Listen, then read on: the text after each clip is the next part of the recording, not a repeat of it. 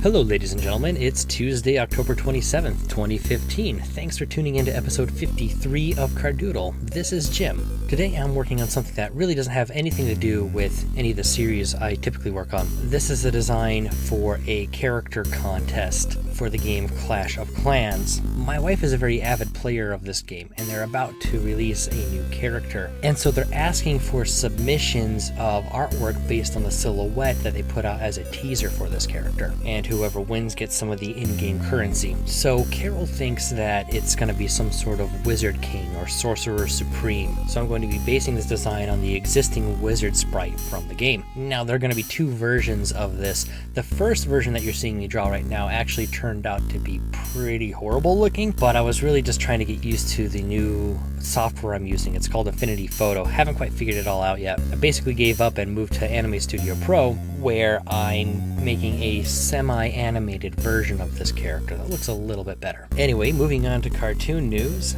This year's Halloween episode of Welcome to Boulder Dash came out last Friday. If you haven't seen it yet, go ahead and check out the link in the upper right corner right now. Don't worry, I'll be here when you get back. Go ahead, it's all right.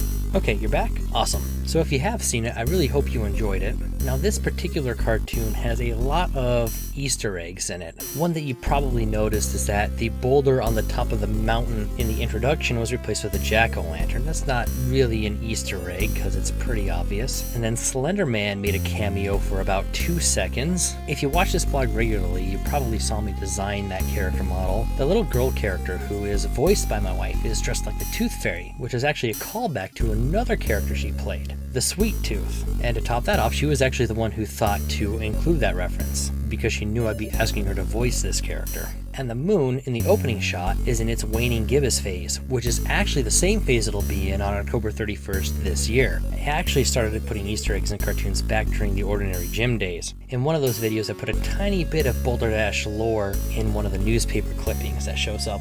From that point forward, I would put something in once in a while, like there are hints of a shadowy company that's kind of running everything in the town. But since January, when I put out Feudal Fish, I've hidden something in every single episode of Welcome to Boulder Dash. I don't know why I do it, because I figure nobody's going to notice, and as far as I know, nobody has. I guess it's some kind of egotistical way of making myself feel like I'm smarter than I actually am. Or maybe I just have kind of a weird sense of fun. I really don't know what makes me want to do that, but at the same time, maybe it's having a bit of a positive effect on the cartoons. Even though we typically don't notice the weird things in the background of the things we watch and read, every element of art is part of a greater whole. When you really care about something, you need to be willing to put in the extra work to make it better, even if that work is pretty inconsequential. Well, that wraps it up for this week. Next week, hopefully I'll have formed some kind of idea of what I want to put out for November's cartoon. In the meantime, thanks again for watching. Don't forget to like, comment, and subscribe.